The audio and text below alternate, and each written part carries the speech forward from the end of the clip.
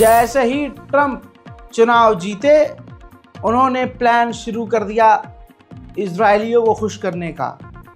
Iran के खिलाफ खबर यह है, रिपोर्ट है कि डोनाल्ड ट्रंप पूरी छूट इजराइल को देते हुए इजराइल को खुश करने के लिए ईरान के पूरी तरह से ऑयल एक्सपोर्ट को बंद कर देंगे।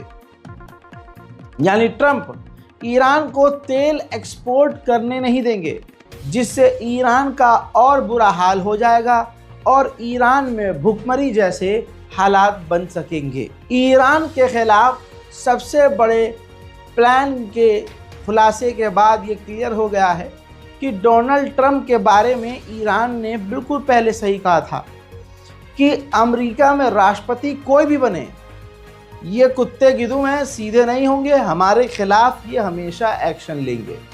हालांकि ऐसी कड़ी पाबंदियों के बावजूद हमेशा ईरान ने तरक्की ही की है। वहीं दूसरी बड़ी खबर ये आ रही है कि क्योंकि यहूदियों ने खुलकर डोनाल्ड ट्रंप को सपोर्ट किया है, तो बदले में डोनाल्ड ट्रंप भी उन्हें पूरा खुश करेंगे। खबर यह है कि नेतन्याहू को फ्री हैंड दे देंगे। डोनाल्ड ट्रंप नेतन्याहू को एक ब्लैंक चेक दे देंगे कि तुम्हें जो भी करना हो ईरान के खिलाफ तुम करो, हम तुम्हें नहीं रोकेंगे। मेरे दोस्तों, अमेरिका ने 3 लोगों को अमेरिका में ही गिरफ्तार किया है जो विदेशी हैं। खबर यह है कि उनको ऑर्डर मिला था, यानी उनको सुपारी दी गई थी कि डोनाल्ड ट्रंप को आप कत्ल करो। रकम के बदले ये सारा खेल था। अमेरिका ने गिरफ्तार कर लिया है और ज़्यादा जानकारी इस पर अभी तक नहीं आई है। डोनाल्ड ट्रंप के प्लान बहुत खतरनाक हैं, इस वजह से डोनाल्ड ट्रंप को खतरा भी है। तो डोनाल्ड ट्रंप की सिक्योरिटी इतनी ज़्यादा बढ़ा दी गई है कि ये देखिए, डोनाल्ड ट्रंप की सिक्योरिटी में रोबोट कुत्ते, हथियारों से लैस रोबोट कुत्ते देखे जा सकते हैं। साथ में डोनाल्ड ट्रंप के आजू बाजू में जहां भी वो जा रहे हैं हाई फाई सिक्योरिटी, और आप देख सकते हैं बोट, जी हाँ, नेवी तक आसपास उनके घेराव करके उनको चल रही है। जहां भी ट्रंप जा रहे हैं खतरनाक सिक्योरिटी है। वहीं ईरान के supreme leader Ayatollah Syed Ali खामनाई के एडवाइज़र ने कहा है कि ईरान को कॉन्फ्लिक्ट में डायरेक्ट इजराइल घसीटने का प्लान कर रहा था। इजराइल का मकसद ही ये था कि ईरान जंग में उतर आए, लेकिन ईरान को ये समझना होगा कि ये इजराइल की चाल है और हमें इजराइल की इस चाल से बचना होगा। ईरान के जनरल कमांडर सलामी ने कहा है कि हमें, यानी ईरान को, कोई हरा नहीं सकता, चाहे पूरी दुनिया ही हमारे खिलाफ क्यों ना हो जाए। این بگونه است که در گام اولیه هر جنگی تمام سطوح اون میدان جنگ میشه. یعنی سطح سیاسی، اجتماعی، جغرافیایی، اقتصادی، همه میشه میدان جنگ.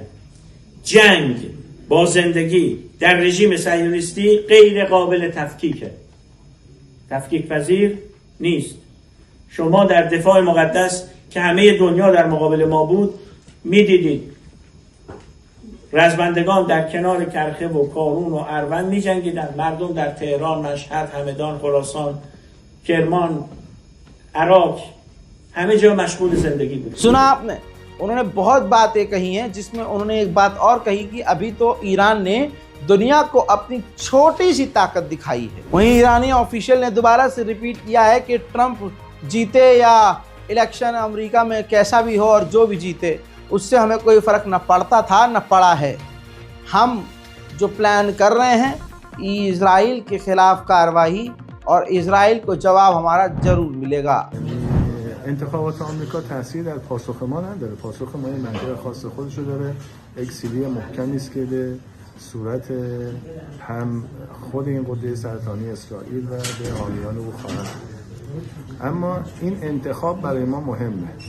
به اعتقاد من این انتخاب تسریع در فروپاشی درونی آمریکا رو خواهد کرد و این خیلی مهمه که در واقع چه اتفاقی پیامد این انتخابات خواهد بود و پیامد این انتخابات فکر میکنم، اعتقاد دارم که سرعت تحولات در منطقه ما که بالا رفته با این انتخاب سرعت تحولات در جهان هم به سمت فروپاشی آمریکا و این که دیگه امروز उधर ईरान टेररिस्ट के खिलाफ लगातार ऑपरेशन कर रहा है। साउथर्न ईरान के इलाके में बिल्कुल जो गांव का इलाका है, मैदान है, वहां आतंकवादियों पर कार्रवाई करते हुए ईरान ने 4 आतंकवादियों को ढेर किया है। ईरान के शहारुद के इलाके से कल भारतीय वक्त के मुताबिक रात 11 बजे कुछ लॉन्च की हुई चीज़ नज़र आई है। अनुमान लगाया गया कि शायद ये ICBM का टेस्ट है या सैटेलाइट लॉन्च है। ये एक विजुअल है। कुछ वक्त के लिए हमें ऐसा लगा था कि ये ईरान ने अटैक कर दिया है, लेकिन ये एक सिर्फ लॉन्च है। ईरान ने किसी न किसी हथियार का ये टेस्ट किया है जिसकी जानकारी दुनिया को नहीं है। वहीं आपको पता होगा कि नीदरलैंड के अंदर यहूदियों के झुंड ने मुसलमानों के नरसंहार की बात करी, गाजा के मुसलमानों को ख़त्म करने पर जश्न मनाया और भी बहुत सारी बातें अरब के खिलाफ बोली, जिसके बाद नीदरलैंड के अंदर प्रो फिलिस्तीनियों ने इजरायलियों को दिन में तारे और रात में सूरज दिखाए। इसकी निंदा अमेरिका के राष्ट्रपति फ़िलहाल जो हैं बाइडेन ने की है और स्पेशल ट्वीट किया है। तो आप समझ सकते हैं कि एक इंसान हमें मार सकता है, नरसंहार कर सकता है और फिर उन्हीं के लोग जश्न मना सकते हैं, और अगर उन पर कोई ये तमाचा जड़ दे तो पूरी दुनिया तकलीफ में आ जाती है। मगर इजरायली आतंकवादियों की एक और वीडियो सामने आई है। नीदरलैंड में जो यहूदी सुअर बनकर पिटे हैं, उनसे पहले का वीडियो ये है कि तेल अवीव इजराइल के एयरपोर्ट पर जब ये सारे सुअर इकट्ठा थे, तब भी वो गाजा और अरब के खिलाफ नारेबाजी कर रहे थे। ये नीदरलैंड पहुंचने से पहले का वीडियो है, यानी ये शुरू से ही जश्न मना रहे थे गाजा के खिलाफ और जश्न मना रहे थे बच्चों के नरसंहार का, जहां नीदरलैंड में बाद में इन्हें जवाब मिल गया।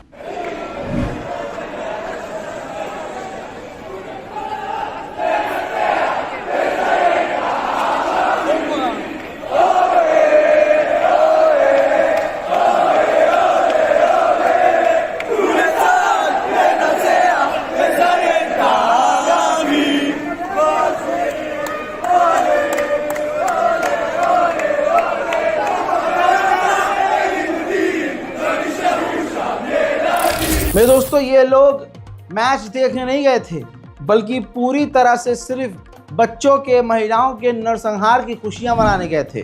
नीदरलैंड का एक और वीडियो सामने आया है जिसमें ये फिलिस्तीन के मैच के दौरान फिलिस्तीन के झंडे को भी जला रहे थे।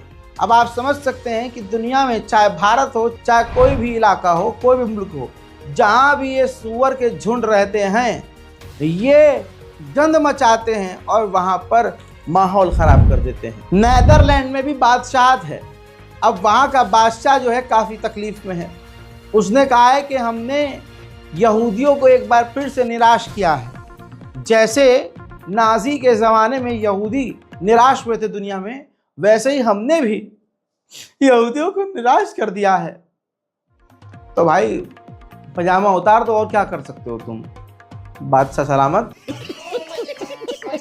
जैसे तैसे पिट पिटाकर यहूदियों को वापस जहाज़ में डालकर इजराइल ने खुद जहाज़ भेजा था, लेकर जा रहा है वापस वो जहाज़ जिसके अंदर का ये विजुअल आया है।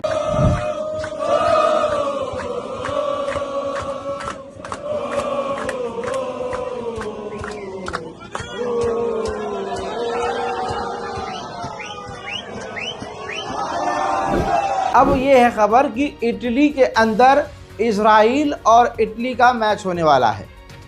अब इजराइल की इतनी फटी पड़ी है कि इजराइल ने अपने नागरिकों से कहा है कि भाई इटली मत जाना। ये नहीं कह रहा है कि भाई अपनी ज़बान बंद कर लो, मज़े लेना बंद कर दो, मौत का मजाक उड़ाना बंद करो, फ़िलिस्तीनियों के ख़िलाफ़ बोलना। वो कह रहा भाई जाओ ही मत। बहरहाल खबर ये भी है कि इटली के बाद ये मैच, इजराइल फुटबॉल क्लब का मैच, पेरिस में भी होने वाला है और पेरिस ने कहा है कि हम मैच करेंगे, हम इजराइल के साथ मैच को रद्द नहीं करेंगे। वहीं नीदरलैंड में नीदरलैंड की पुलिस पूरी तरह से इजरायली जानवरों के साथ है। ऐसे में जब वहाँ के यहूदियों को दिख रहा है कि पुलिस हमारे साथ है, तो नेदरलैंड में मौजूद आम लोगों को इजराइल के कुत्ते वहां जाकर परेशान कर रहे हैं।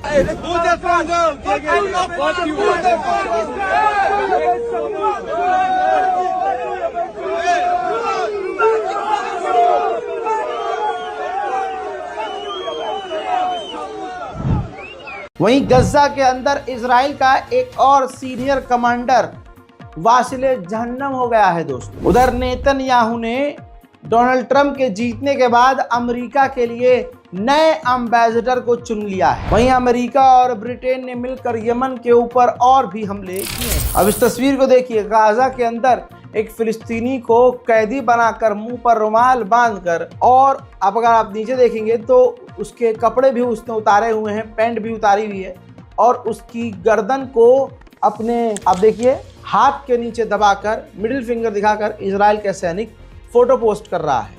अगर आप देखेंगे तो दूसरे हाथ में भी फिलिस्तीनी की गर्दन मौजूद है। देखिए दोस्तों, तमाम बड़ी जानकारी मैं आपको रोज बिना रुके, बिना गैप किए, बिना छुट्टी किए आपको मैं और मेरी टीम अपडेट दे रहे हैं।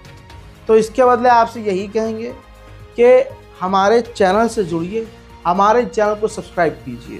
गाज़ा का हाल बुरा है और अभी इसी तरह से और बुरा हाल होता रहेगा। पूरी तरह से UNRWA को बंद कर दिया गया है। अरब देश खामोश है, कोई मदद को आगे नहीं आ रहा है। इस बारकोड का इस्तेमाल कीजिए ताकि गाज़ा और फिलिस्तीन के लिए थोड़ी सी तो मदद हम कर सकें। इस रिपोर्ट को शेयर कीजिएगा। अपनी राय, जो भी आपकी ज़रूरी राय है, सुझाव हैं, कमेंट सेक्शन में ज़रूर लिखिएगा। मैं हूँ रज़ा और आप देख रहे हैं रज़ाग्राफी अनस्क्रिप्टेड। जय हिंद।